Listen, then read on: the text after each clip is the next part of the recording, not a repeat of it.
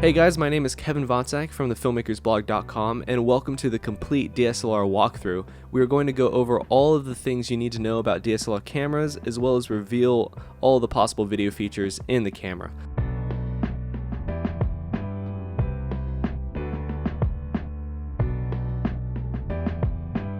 Today we will be looking at the Canon EOS Rebel T3i as our DSLR of choice, and I picked this camera because it is a great starter camera for making videos. It's not the best, but it has everything you need. With good lighting and a solid lens, this camera can take quality video. So let's move on with a quick button walkthrough. At the top of the camera, first, this is your on and off power switch. Next is a scroll wheel with all the different modes this camera offers. All those modes are really unimportant right now because we are only concerned with video mode. To get onto video mode, make sure the camera icon is selected. Here is your picture button.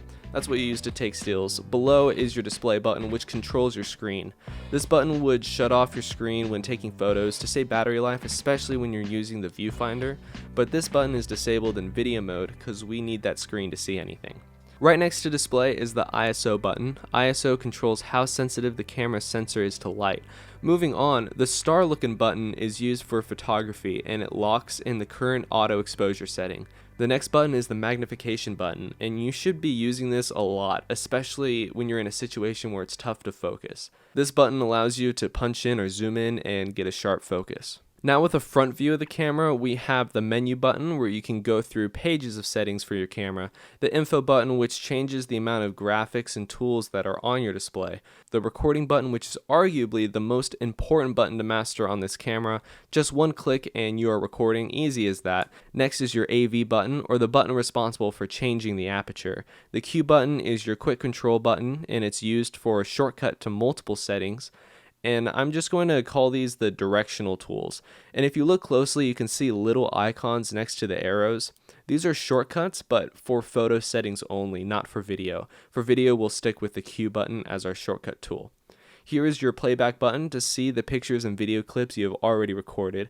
And actually a cool feature that the star button does that we talked about earlier is that if you're trying to look for a photo and you don't want to go one by one in your display, if you hit the star button, it will create a grid where you can see 4 of your past photo or video clips instead of 1. So that's really cool.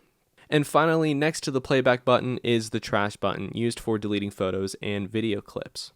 Now let's start with the display. Like I said before, the info button can change what graphics and tools appear on the display, but I'm going to show you all the ones I have going on. This first number on the bottom of the display is the shutter speed. Shutter speed sets the length of time a camera shutter is open and exposed to light.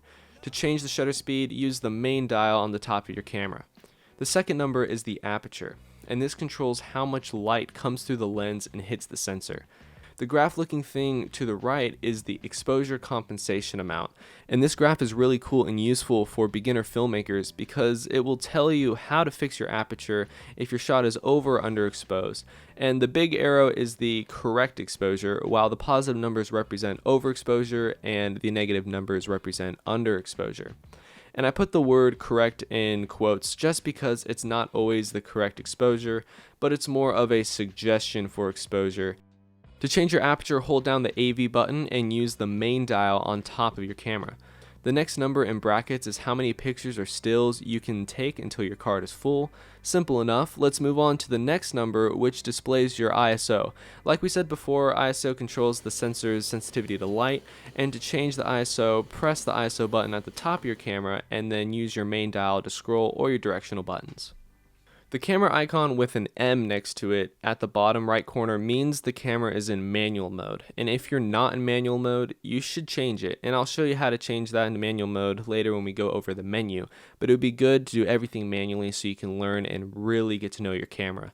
This icon at the top left really just reminds you that you're in movie mode, just in case you forgot, kind of like the recording button.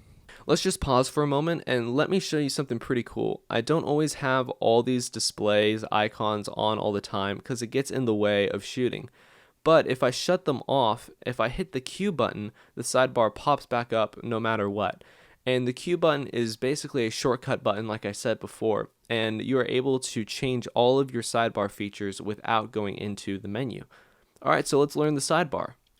The AF Live button is one of the 3 modes that is used when determining focus, and that's used more for photography, so we're going to skip that and go straight to white balance. White balance is very important for dialing in your shots, and if you click this icon that currently looks like a sun, it will change depending on what white balance you're using, but it has a ton of preset white balances in your camera, and these can be used for different times of day and lighting styles. I did a whole video on white balance, so if you're interested in learning more, go ahead and hit that link in the description. The next icon down is your picture profiles, and you have a ton of preset picture profiles that you can mess around with, and the coolest part is that you can customize these and make your own custom profiles. Right below that is the auto lighting optimizer, which is really a brightness and contrast corrector. This mode has 3 settings that determine the amount of brightness and contrast correction that the camera does automatically. I personally don't use this feature at all, and I keep it disabled. And it's because I really like to do everything manually. If you haven't figured that out, I'm really about doing things manual so that you can learn your camera and you can adjust and have some creative style while you're shooting. And if I was going to change, brightness or contrast, I'd rather do it in post-production with an editing software rather than having it in camera. And if it's in camera, then it's permanent. So I'd rather do it post-production. This next icon is more for pictures, and more specifically printing pictures. It allows you to determine the size of your photo files, and there's a ton of options. But let's move on to more video stuff. The second to last icon is very important. This is where you can change your resolution and frame rate, and it really has a handy countdown timer, which is the number of minutes and seconds you have until the card is completely full. The first number is your definition, and the second is the corresponding frame rate. I set the camera to 1924, which means HD and 24 frames per second. To change your definition and frame rate, you need to use the main dial at the top of the camera. Below is your digital zoom, and you should really never use this when filming, at least any serious films, home videos, do whatever you want. And it's because digital zoom crops your image, and it'll have a poorer resolution than everything else that you shoot normally. So just don't do it. And by the way, the definition and frame rate is the only setting you need to change with your main dial at the top of the camera. Digital zoom is the directional arrows, and everything else that we went over before we got here is with the directional arrows, unless otherwise stated. The last icon here that didn't show up before is the video snapshot icon, and it didn't show up on my regular display just because I disabled it. And this is basically Snapchat for your camera. I mean, pretty serious, or at least that's how I think about it. A video snapshot mode allows you to take 2 to 8 second video clips and put them together, creating a video album. If that's not a Snapchat story, I don't know what is, and I'm not really sure why you would use that over just shooting regular video. But hey, you can do it if you want. By the way, I read the manual, so you don't have to. But let's move on to the menu. And this is the last subject that we'll go over. So after you hit menu, the first thing I want to show you is the movie exposure mode. And you have 2 choices, auto or manual. I'd recommend that you go to manual. That way you can change your ISO, your shutter speed, and your aperture, all manually. And you can get the hang of that and really become a pro. After that, a lot of this is really just going to be some of the quick functions we did earlier that you can find in your menu. And down here, these last 4 things are more for photo. I have some of them disabled because most of them are really about doing things automatically. But if you go to the next page, you have your movie recording size. If you hit that, it'll be the same screen that we saw on our sidebar quick button, where you have your definition, frame rate, and digital zoom. Then under that is something a little new. This is sound recording. Now this is the only thing that I keep auto on my camera.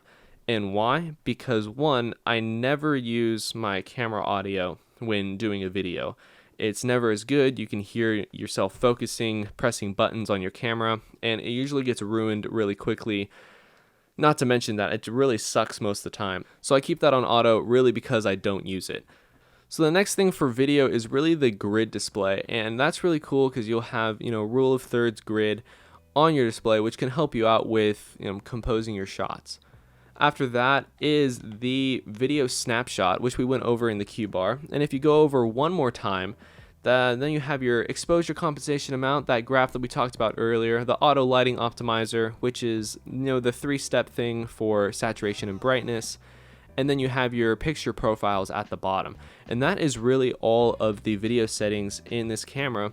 You just keep on going, you'll see the photo settings, the editing settings, and just the overall camera settings where you can format your card and whatnot. Thank you so much for watching. I hope this video gave you a better understanding of DSLR cameras. Make sure to check out our videos on YouTube as well as our written content on thefilmmakersblog.com, and don't forget to like and subscribe. I'll see you next Friday.